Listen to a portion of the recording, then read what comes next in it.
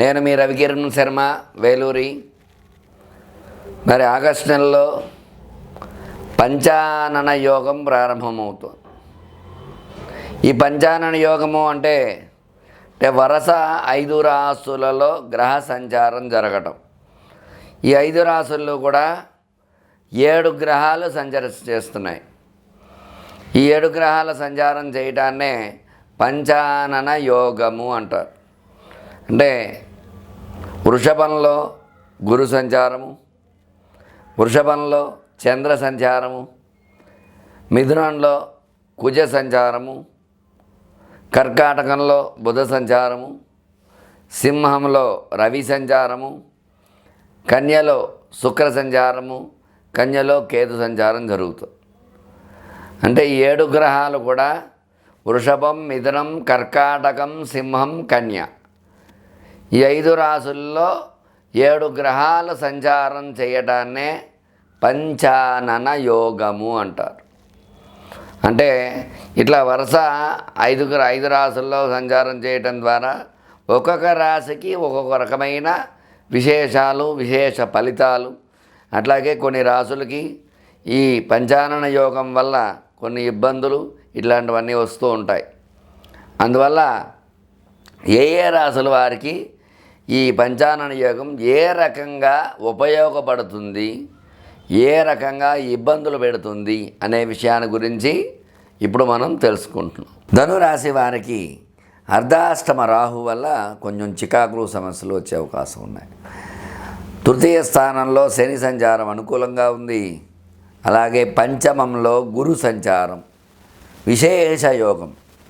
అంటే గురుడు పంచమ స్థానంలో ఉండడం ద్వారా గురుబలం చక్కగా ధనురాశికి ఉంది.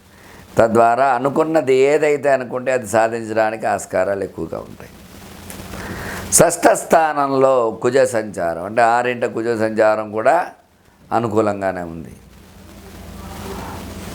కుజుడు అనుకూలంగా ఉండడం ద్వారా వ్యాపారాభివృద్ధి, రుణబాధల నుంచి బయటపడే అవకాశం, వివాహ సంతాన అనుకూలతలు కలిగే అవకాశాలు ఉన్నాయి. సప్తమ స్థానంలో బుధ సంచారం జరుగుతుంది. సప్తమ బుధుడు వల్ల అనుకూలతలు వచ్చే అవకాశం ఉన్నాయి. బుధుడు 7వ స్థానంలో ఉండడం వల్ల బుధ అనుకూలత వల్ల చక్కటి బుద్ధి, చదువు, తెలివితేటలు పెరిగే అవకాశాలు ఉన్నాయి. అలాగే అష్టమ రవి సంచారం జరుగుతుంది. అష్టమ రవి సంచారం వల్ల కొంచెం ఇబ్బందులు వచ్చే అవకాశం ఉంది. అనారోగ్య సమస్యలు అలాంటివి వచ్చే అవకాశం ఉంది. అలాగే నవమ స్థానంలో శుక్ర కేతు సంచారం, అంటే భాగ్యస్థానంలో శుక్రుడు ఉన్నాడు కాబట్టి శుక్రకేతువులు ఈ రాశికి అనుకూలంగా ఉన్నాయి. అందువల్ల భోగాలన్నీ అనుభవించే అవకాశం ఎక్కువగా ఉంటుంది. అలాగే మొత్తం మీద ఈ యొక్క రవి అనుకూలత తక్కువగా ఉంది. అలాగే రాహు అనుకూలత తక్కువగా ఉంది. అంటే గ్రహాధిపతి అయిన రవి అష్టమ స్థానంలో ఉండటము, అర్ధాష్టమంలో రాహు సంచారం జరగడం మాత్రమే ఈ రాశి వారికి ప్రతికూల యోగాలు. అందువల్ల వీళ్ళు ఆదిత్య హృదయ పారాయణ చేయటము, సూర్య నమస్కారాలు చేసుకోవటము, అరుణ పారాయణ 11 సార్లు చేయించుకోవటము, అలాగే రాహుకి విశేషముగా దుర్గా సప్తశతి పారాయణ చేయటము, సప్తశ్లోకి పారాయణ నిత్యము చేసుకోవటము, చండీ పారాయణ, చండీ హోమం చేసుకోవడం ద్వారా ఈ ధనురాశి వారికి అనుకూలతలు వచ్చే అవకాశంగా చెప్పవచ్చు. చూశారు కదండి. మరి ఈ యొక్క ధనురాశి వారికి ఈ పంచానన యోగం ఎటువంటి యోగాలు ఇస్తోందో, ఎటువంటి ప్రతికూలాలు ఇస్తోందో అనే విషయాన్ని మీకు చెప్పడం జరిగింది.